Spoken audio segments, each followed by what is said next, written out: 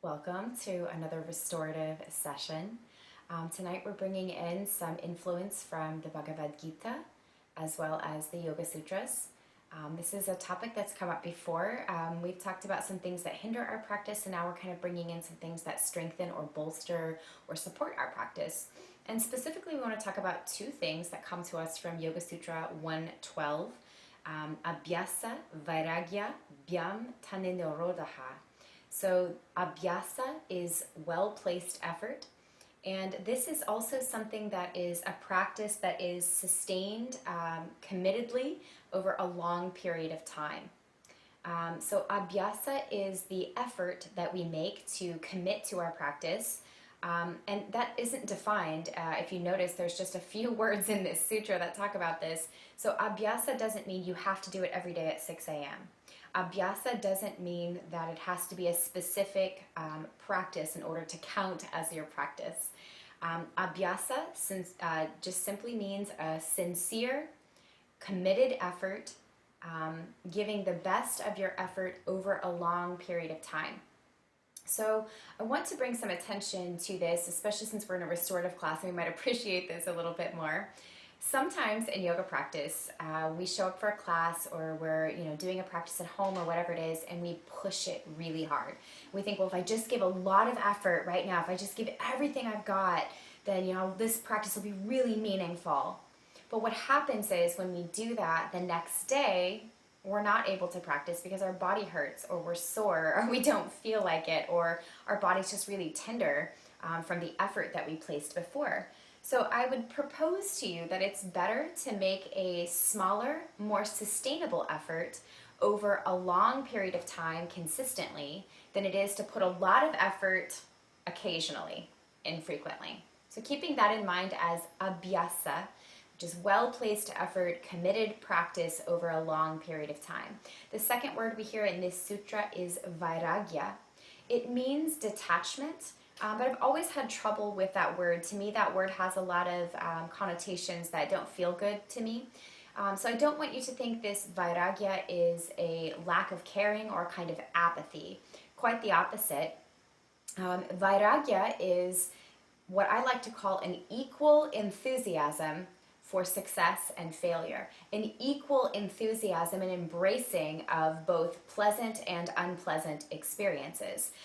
This harkens back to that evenness of mind that we were talking about last week, this equipoise, or this evenness of mind. So by well-placed effort, abhyasa, and detachment or equal enthusiasm for success and failure, which is vairagya, then the movements of the mind are stilled, nirodha.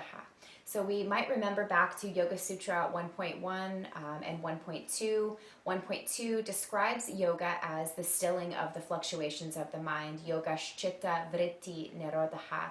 Yoga is the stilling, nirodha, or the ceasing, or the mastery over the vritti, which is the movements or the fluctuation or the whirlpool of the chitta, of the mind, of the heart mind. So if we want to get into this state of yoga, if we want to unfold the practice of yoga, it's important for us to maintain that equal enthusiasm for success and failure, to be balanced and present and whole no matter what our circumstances or our outcome. So by sustained practice, by equipoise in our practice, we find this state of yoga that we can not only cultivate and practice and continue, but also sustain.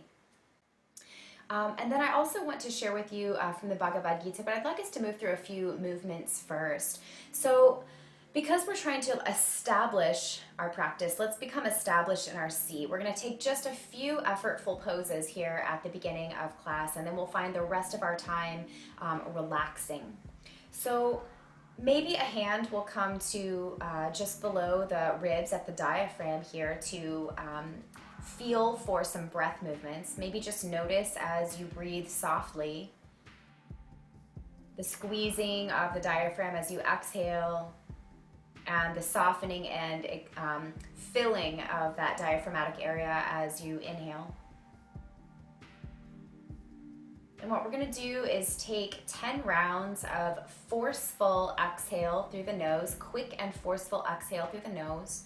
And then we're gonna relax that squeezing in and just allow breath to passively return to the body. So it looks like this. That's the breath movement. So we're gonna take 10 of those and then we'll just pause and rest. So maybe your hand is here, maybe you're just really aware of the diaphragmatic area. Take a nice big full breath in and we'll begin our round of 10.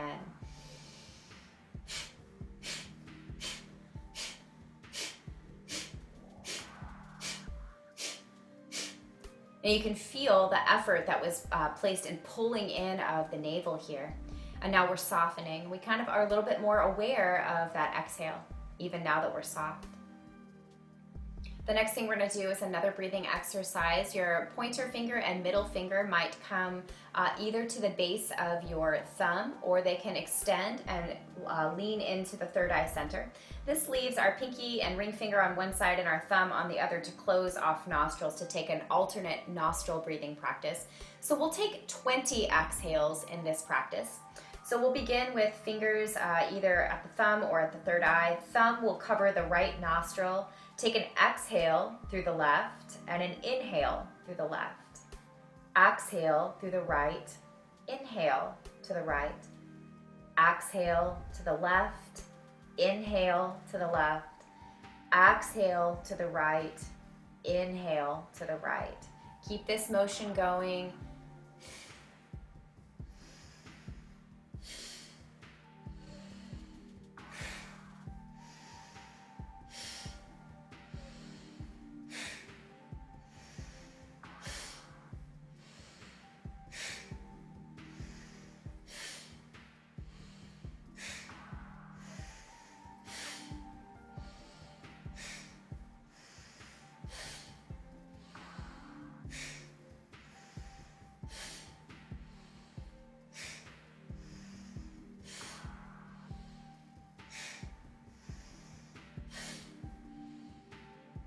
Last round. And release your hands down to your lap. And again, just notice the sensations that linger after we stop applying the effort. Our breath is relaxed, our body is relaxed, but we still feel some lingering sensation of that breathing practice. The first practice was used to clear the central channel, the Sushumna Nadi, which is the channel of prana from the crown to the root. The alternate nostril breathing exercise then balances the two nadis that flow along either side of this Sushumna, the Ida and Pingala nadis, and this brings balance to the right and left hemisphere of the brain, balance to the right and left side of your breathing. It balances out the nostrils so that both are a little bit more open. So with those two things in mind, this clearing, this balancing, we're going to start to find some effortful postures again very shortly here. So find your tall spine, apply just a little bit more effort to sinking down through the tailbone, rooting down, and establishing that practice, kind of allowing that to bring some stability to your life, and then elevating the crown of the head and hovering the head, the heart, and the tailbone all in one line. Just notice this effort here as we hold this shape. It's a little rigid through the spine. And then turn just your head and your gaze to the left side of your shoulder. So kind of looking over that left shoulder, everything else is exactly in the same place. Once we have acknowledged this, what we see here, we're gonna let the heart and the shoulders follow. So right hand might come to that left knee, left arm might come behind the body to strengthen or stabilize that central channel. And keep lengthening, keep sinking down through the hips, keep actively twisting the body. Feel the effort of this pose. Maybe there's some resistance between your right hand and your left knee. On an exhale, release back to center. Align, bring effort to your seated posture. On an exhale, turn your head to the right, just the head and neck. Then turn your heart and shoulders. Maybe the left hand comes to the right knee, right arm behind the body to lengthen and straighten up your spine, supporting you. Feel effort in the opening of your chest. Maybe there's some resistance between the left hand on the right knee. Just feel that effort for another breath or so, and on an exhale, we'll come back to center. From here, we'll take a couple of side bending poses, and we're going to revisit all of these poses in our supine and reclined position. So hands come to either side of your body on the floor. On an inhale, right arm reaches up. On an exhale, we lean to the left.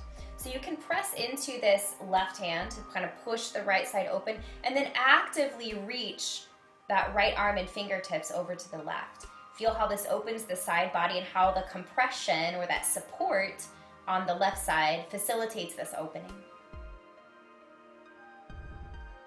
On an inhale, we'll come back to alignment, reaching the right arm up, and exhale, bringing the right arm back down, switching sides. Inhale, reach the left arm up. Exhale, lean to the right, press into the right hand, and as this kind of pushes that left side open, reach actively with the left arm over to the right side. Continue to lengthen through your spine, reaching up through the crown of the head. Good. On an inhale, come back to center. On an exhale, or release. We're going to take just a few more movements of the spine. We've twisted, we've leaned, we've kind of made some lateral movements. Let's find some forward and back movements in the heart. So first, find your tall, effortful seat. Hands can rest on the fronts of the knees, and then on your next inhale, start to lift the bottom of your ribs, opening up the belly. Then lift your heart, drop your shoulders back, and lift your chin. So we haven't dropped the head totally back. We're in full effort mode. Maybe again, there's some resistance between your hands and your knees kind of pulling against that so that there's effort also in the arms. Just hold this shape, let a few breaths softly pass through you. Then we'll reverse our direction, first coming back into neutral, effortful lengthening of the spine. Then start with the chin dropping towards the chest, shoulders rounding forward, back of the heart leaning back. We might again kind of pull against the knees with the hands to bring the shoulders forward. And just take a few breaths here. Being effortful about expanding the back body, being very intentional about looking into our heart.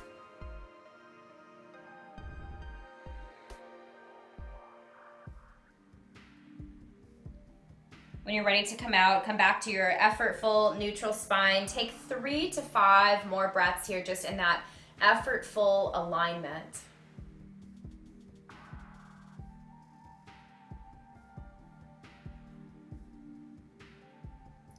Then we'll begin to draw the legs out in front of the body. We're going to start to use some props now. So as your legs extend long, we're going to gather either some blocks, if you have them, or maybe some extra couch cushions or some other kind of support. We're also going to use our yoga bolster or 2 bed pillows to support a forward fold. So a bolster can come either on top of your legs, or you can bring your legs a little bit wider and use one of your blocks or other kind of support to lift your bolster or bed pillows so that they're at an angle. So those are options that you can take. And before we find the fold, let's find that effortful spine. So we're really coming into staff pose. So the feet are flexed and we're kind of tall in the spine. Maybe the hands are pressing into the earth. Effort everywhere but your face. Just kind of memorize where the stretch is happening in this moment.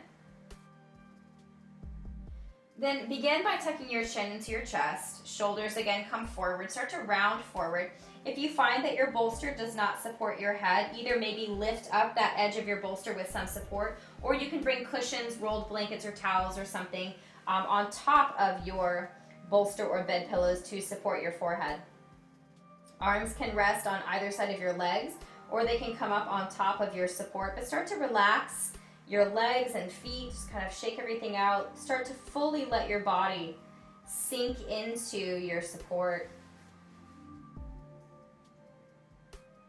And notice where the stretch is happening now. Ideally, we still have the backs of the legs and the back body stretching and opening, but now we are applying no effort. We are in fact allowing ourselves to be supported. So notice any tension in the body and let it go. The lesson that we learned from this is that as we practiced our more rigid pose, we were applying effort to the strengthening of those muscles and to the lengthening of those muscles in our stretch. And now that we have our soft forward fold where we're supported and relaxed, the benefits of our effort are still showing up even as we have released the effort. So this is the balance between abhyasa, well-placed effort over a long period of time, and vairagya, being detached or being equally enthusiastic about whether we're applying effort or not applying effort, whether we are intentionally stretching or just we find that that has now become our natural state. Notice also the inward facing direction of this pose. See if you can get some practice or intention around looking inward. Where in your life is there well-placed effort? Where in your life are you applying more effort than is needed, thereby kind of wasting energy? Where are you applying not quite enough effort and so it's not effective? Can you see as you look inside yourself, as you simply rest and observe, where you could bring yourself a little bit more into balance, a little bit more into abhyasa?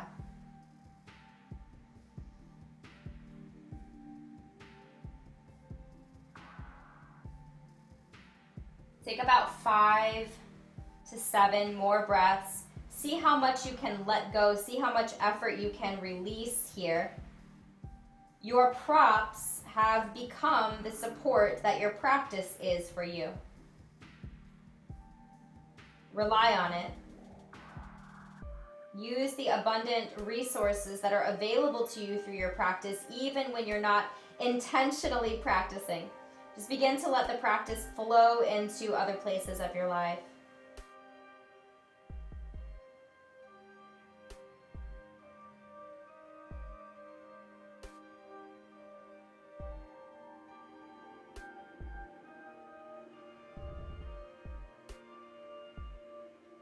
When it's time to come out of your pose, let the back of your heart lead the way.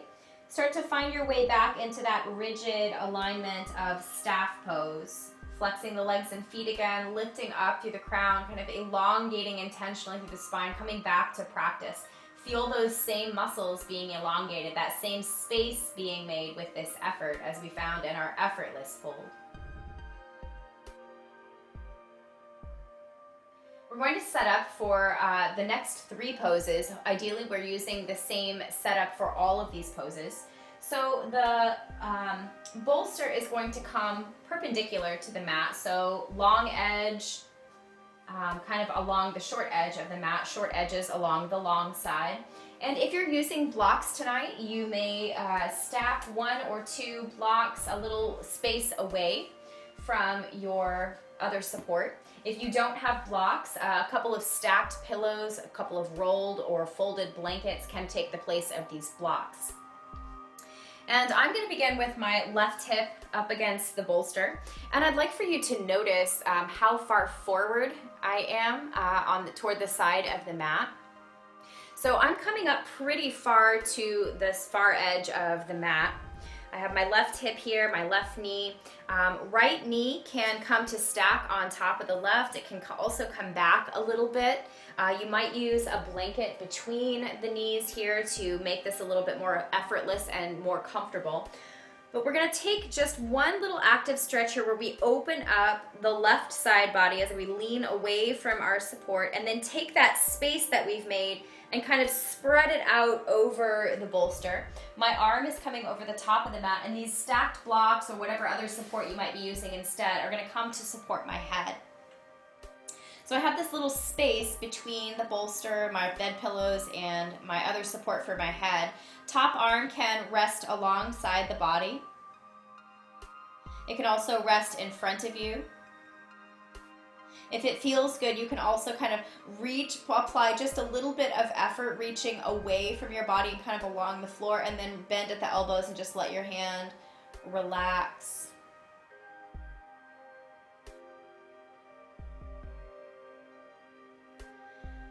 So this is very similar to the shape we took at the beginning of class when we were doing our lateral bending movements.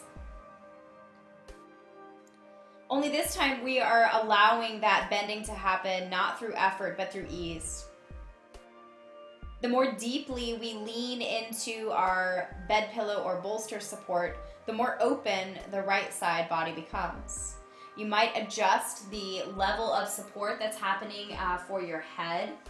Maybe we can get a little bit of neck opening here if it's comfortable for your body along the top the top right side of your neck.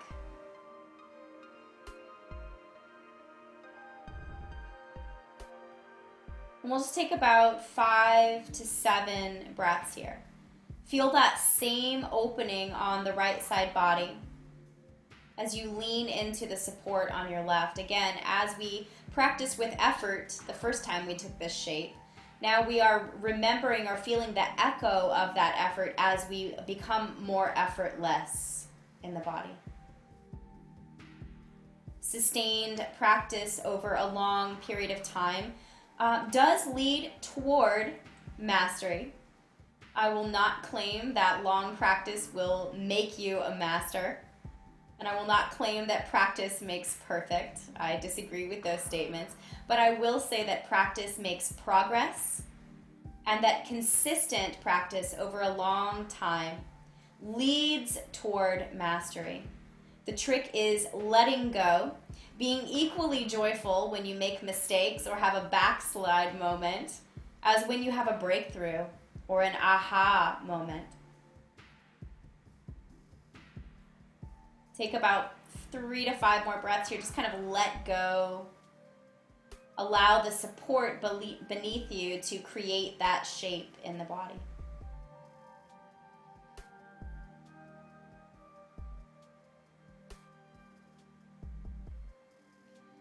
Depending on where your right arm has landed, you might need to make an adjustment or move it back towards your side. We're going to use that right hand to just press ourselves gently up. We're going to make a brief adjustment to our props. So we're going to slide everything, whatever we were using, over towards this opposite side. We're going to turn the whole body so that now the right hip is closer to the far edge of your mat. And again, we're going to stack our knees in some way or kind of find a comfortable shape for your legs. Maybe there's some support here. We're going to lean this right arm up and away from our bolster. We're going to create lots of space on this right side and then spread all that space that we made in the same way over the support under the ribs. And then finding the comfortable support for your head. Maybe there's a little opening on this left side of the neck. Left arm might rest on top of the body. It might rest in front of the body. Or again, we might take a little bit of an effortful reach here and then soften.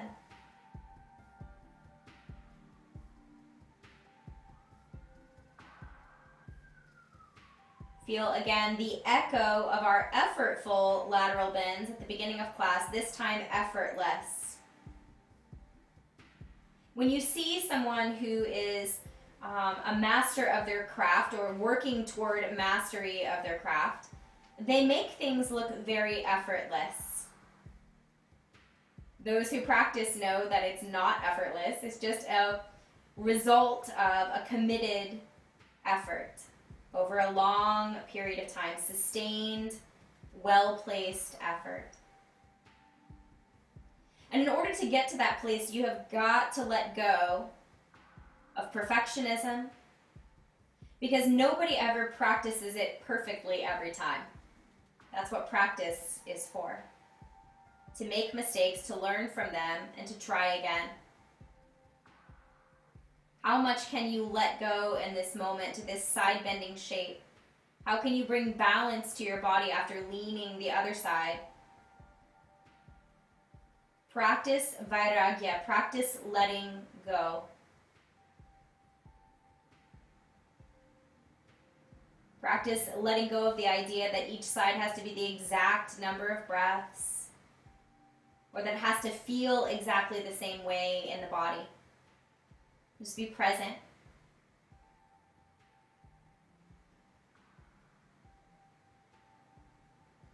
Equally enthusiastic about effort and about ease.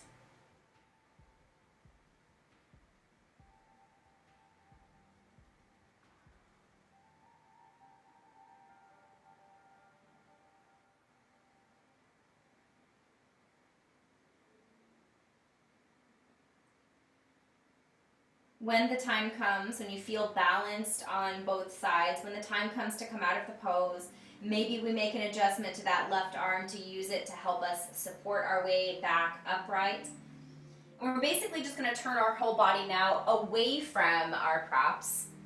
We might need a slightly different setup for our head. We're going to center whatever support we're using for the head behind our bolster or rib support. We're going to choose a position for our feet. It might be soles of the feet on the floor. It might be legs extended. Whatever's going to help you feel the least amount of effort in this shape. And then we're going to open. So remember when we took our cow-shaped pose and we opened our heart, we're going to find that same position, only this time no effort. So set yourself up with the appropriate amount of support to let go. Ideally, again, your shoulders are kind of coming over the top of your rib support so that your shoulders are a little bit lower than your heart and your head. You might need to experiment with leg positions. Knees might be narrow and feet wide. Opposite could also happen with or without support. Soles of the feet together and knees wide. Legs might be extended, narrow, or wide. Find the shape that brings you the most stability so that you can let go a little more. Feel the same effect as when we were effortfully pushing our heart upward and outward, lifting our chin. Maybe we can adjust the head support here again to get a little bit of that same feeling we had when we lifted our chin away from the chest.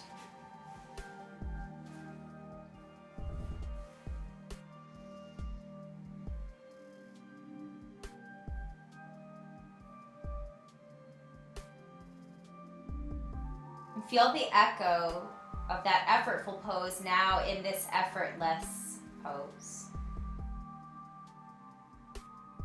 Notice how the more you let go, the more you feel the opening. The more you trust the support behind your head and your heart, the more open your belly and heart center and throat become. Find a softness in your breath. Relax the face of any expression, almost stoic, equally enthusiastic about our effort and our letting go. Abhyasa is well-placed, sustained effort. Vairagya is detachment or equal enthusiasm for pleasant and unpleasant, for easy and challenging. Feel how open you need to be to have or practice that vairagya. Open to pleasantness, open to challenge, open to success, open to failure. Seeing and honoring the value of both.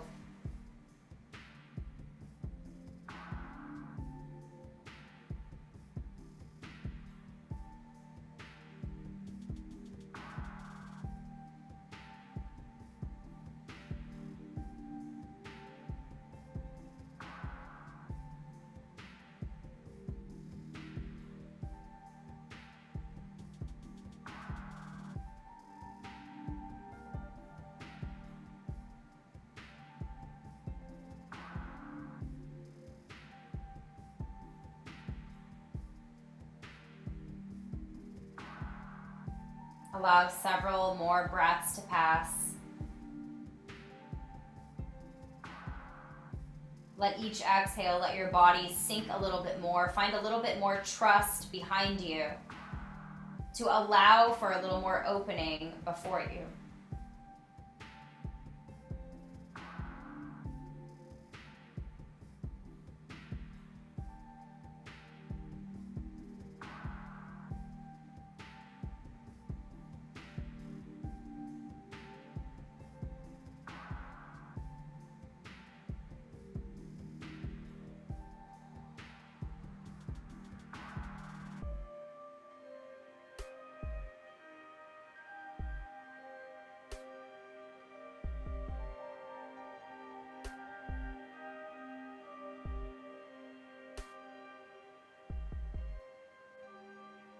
when the time comes to move out of this shape, maybe first bring the arms up and over, kind of let each hand touch the opposite elbow, kind of wrapping your arms around your body. Kind of give yourself a little gentle squeeze. Apply some effort here to lifting your shoulders.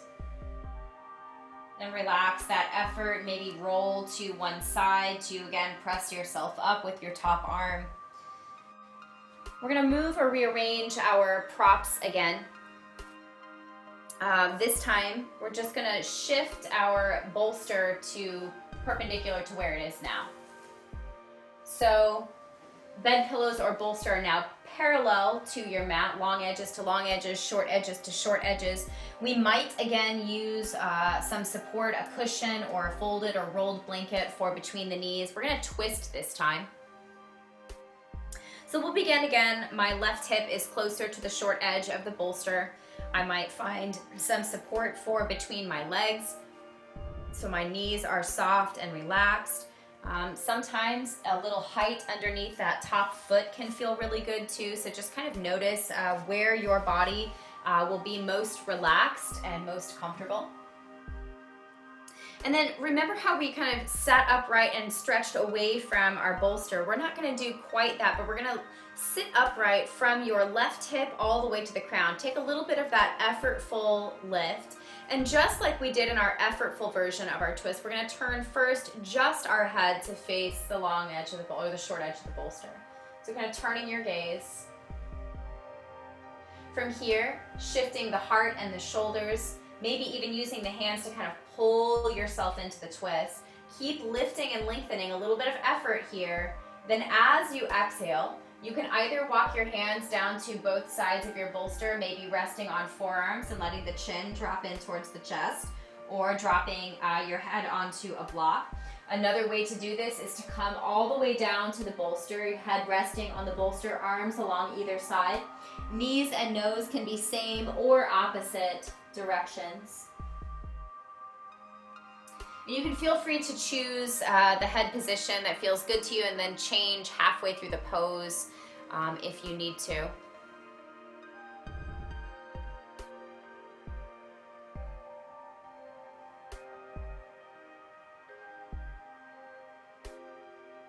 Let go a little bit more in this shape. Remember when we were seated and upright, we sort of pulled against our knees. We lengthened through the spine. We were effortful in almost every part of the body. See if you can find the very opposite of that, the most letting go. Let your heart open effortlessly. Let your arms ground effortlessly. Let the shape between your shoulders and your hips twist away from one another, not through effort, but through letting go to the forces of gravity. Let the earth pull you close and help you twist. Let go to the changes that happen within you. Greet each change with enthusiasm. Let go to the movements of the world around you. Greet every opportunity as a lesson, as an opportunity to learn and grow, to share love, to embolden your compassion. Challenging opportunities in life are ways and lessons for having even greater compassion, even greater openness. See if you can slide into the effortlessness of opening here. Allowing change to become your state of being.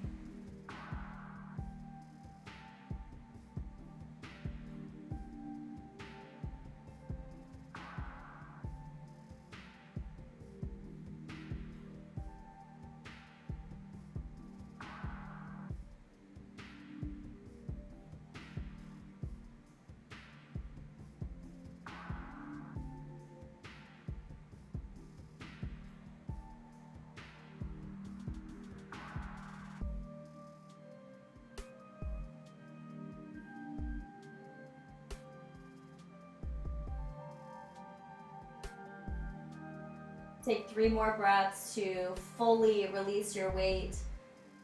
Relax all tension.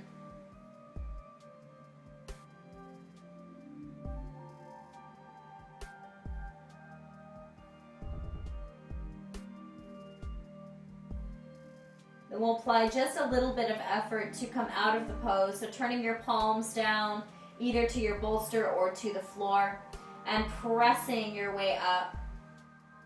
Lengthen your spine, kind of lift your heart, take a little cow shape, take a little cat shape. Good, then untwist the body, face away from your bolster again. You can come to seated or extend the legs long. Just take 3 breaths here in neutral. Notice if there are any emotions that your body is asking for.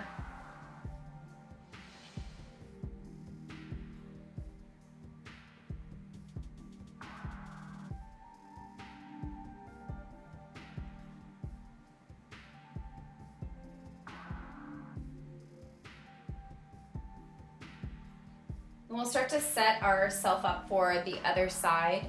So turning your body so that the right hip is closer to the mat, or excuse me, closer to the bolster. Set up your legs, feet, knees with whatever supports feel good for that part of your body.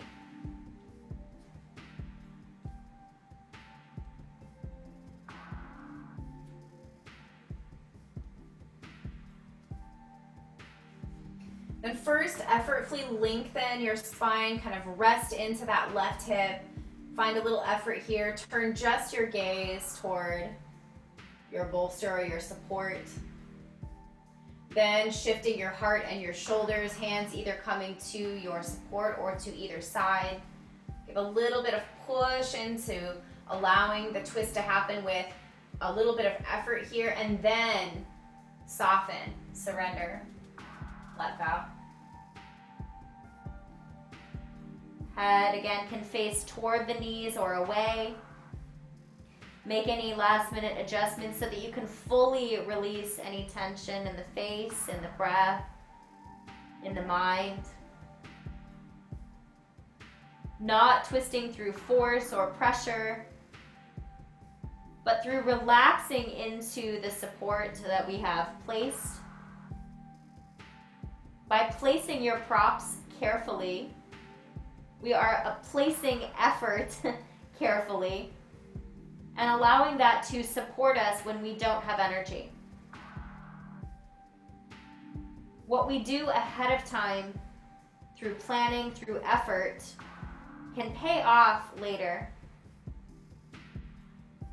We still feel the resonance of the effort that we took in our seated twist, where we were lengthening actively, we're pressing into the floor, we're pulling against the knee. Feel that same motion in the spine through letting go now. That by practicing with effort, when real life situations come into play, we can more effortlessly sail through them. Because we're not figuring out the solution for the first time. We've practiced for that solution, so when we need to employ it, it is much easier. Maybe it's not effortless depending on the situation, but it's less effortful, and that counts for something.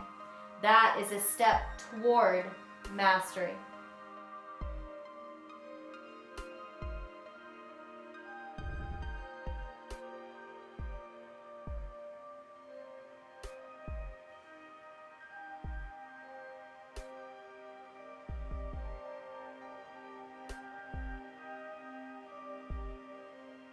Take several more breaths to release a little more.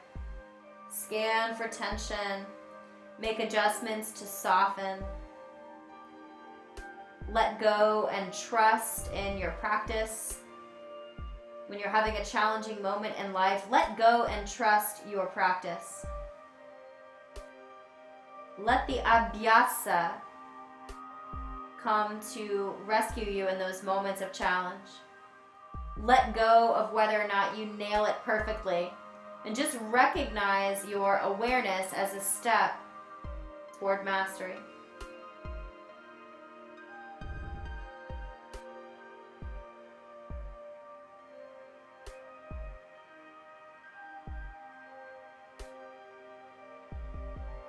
Take just a few more rounds of breath here. How deeply can you let go? How much can you trust?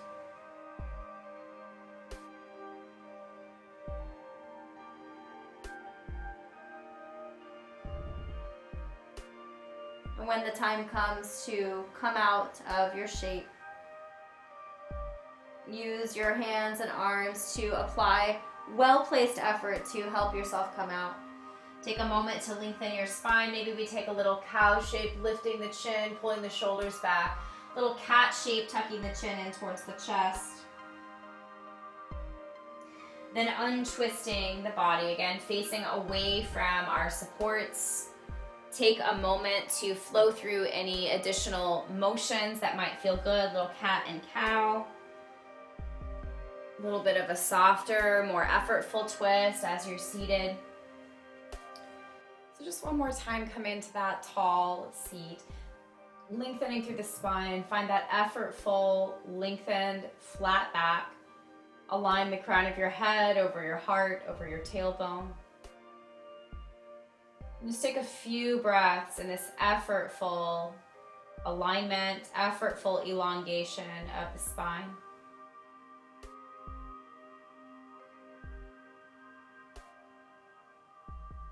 Then start to lower yourself down to being flat on your back, with or without raising your legs.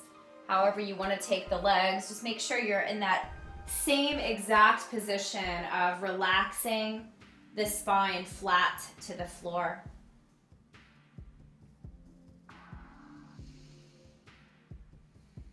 Feel that same ease of your breath flowing through the central channel of your being. The balance between the right and left side as the spine is aligned, that effortless alignment of head, heart, and tailbone.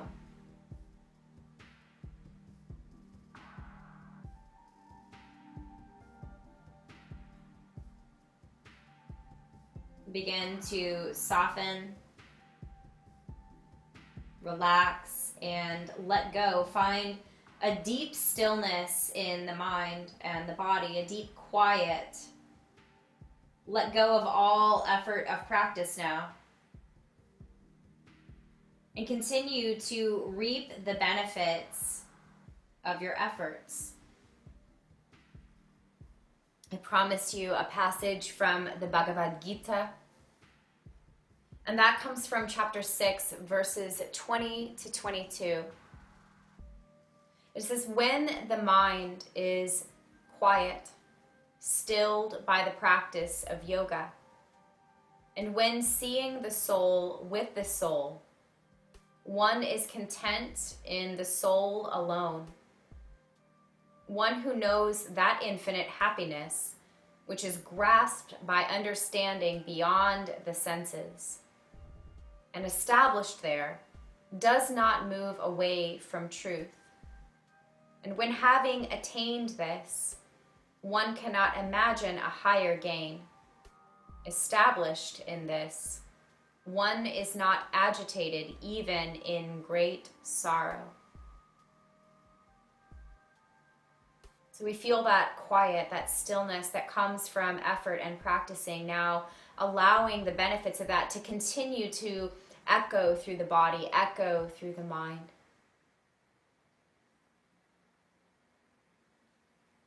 We took those breath of fire breaths at the beginning of class, and maybe now we take a more effortless version of that by simply taking a long, slow breath out.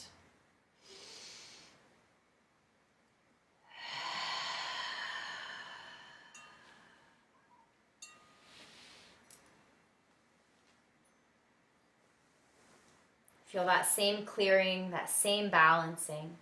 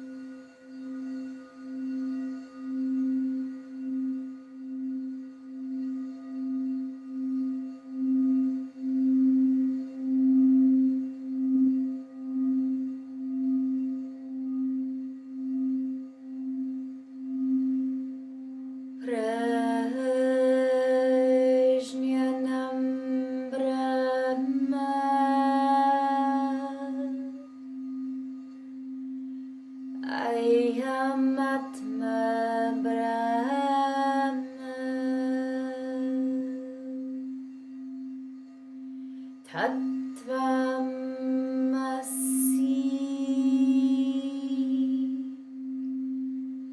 aham brahmasmi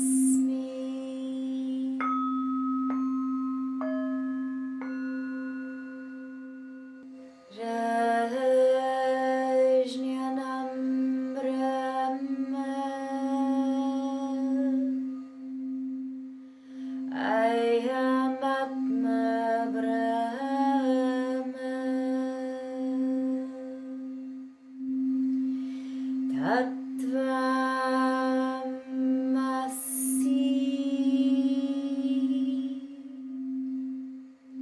aham brahmasmi.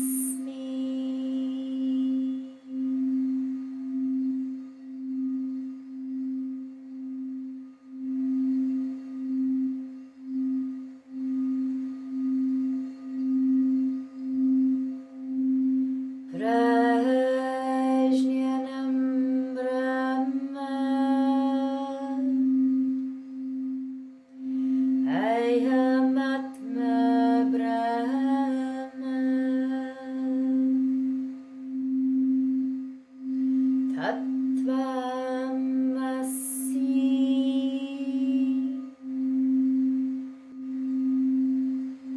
aham brahmasmi.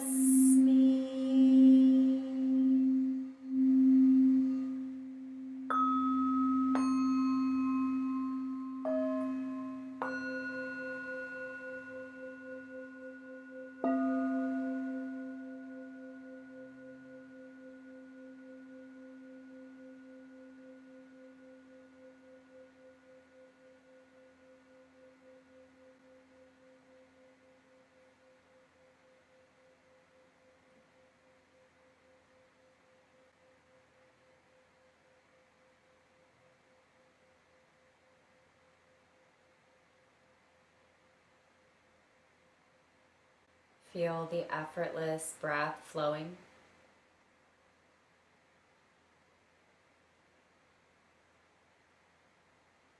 Feel the effortless alignment of your spine. Feel the echoes of your effortful practice and continuing to reap those benefits in your effortlessness and your letting go.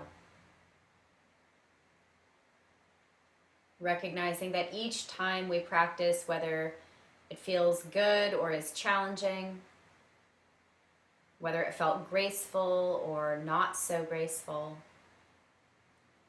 yet each repetition is an effort toward mastery. And that even as we let go of our efforts, as we release the need for success or perfection or mastery right now in this moment, that well-placed and sustained effort continues to support us even after we let go.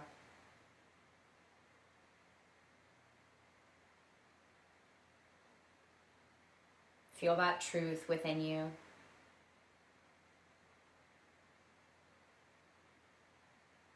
And begin the slow movements of the fingers and toes. Maybe the head softly turns.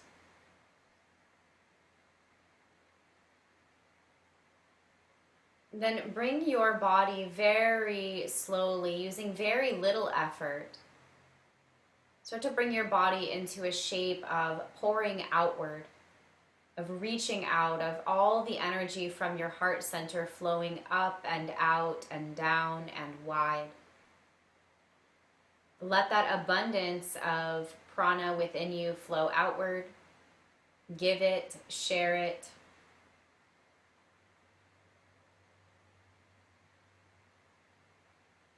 Then once you find that sort of outward flowing shape, soften it. Stay in that shape, but let it go. Just allow that expansion and that giving and that outward flow to be natural, effortless.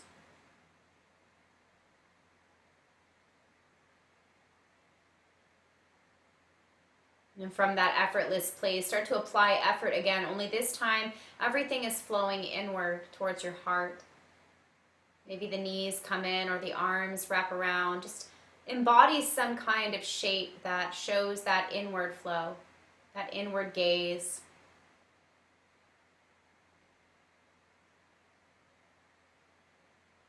Then after you've held yourself in that pose, after you've applied effort to that inward flow, find a way to soften it. Maybe you just go ahead and roll to your side. Maybe you take a softer version of this inward flow. Eventually, everyone will fall to their sides and just pause, feeling their breath, grounding, establishing that committed practice, and also letting go of the results.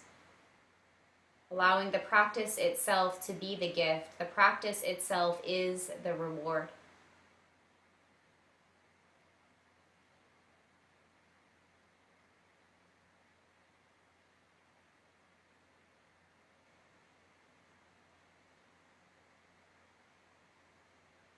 When you feel like you've established a kind of quiet or a kind of stillness within you, move again slowly, applying very little effort, just only the effort that is needed to bring your body back upright.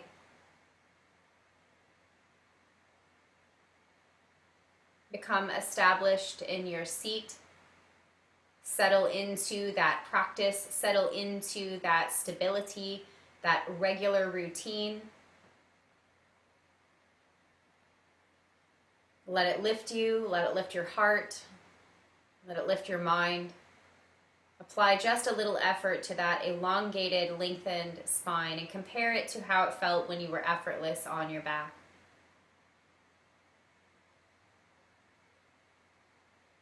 In one hand, we hold our effort, our sustained, well-placed effort.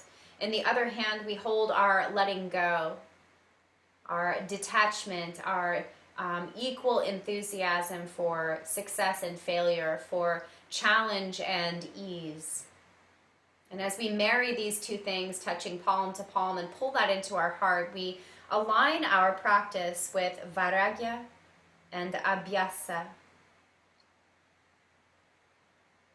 We know that as we continue to reap the benefits and rewards of our efforts, we are not the only ones who receive these benefits. As we relax, as we let go, as we continue our sustainable effort in practice, all people whom we come into contact with benefit. All living things benefit. We play our part in the oneness building. So we close our practice with this prayer. Loka samasta sukhino bhavantu. May all beings be happy, healthy, safe, and free. Namaste.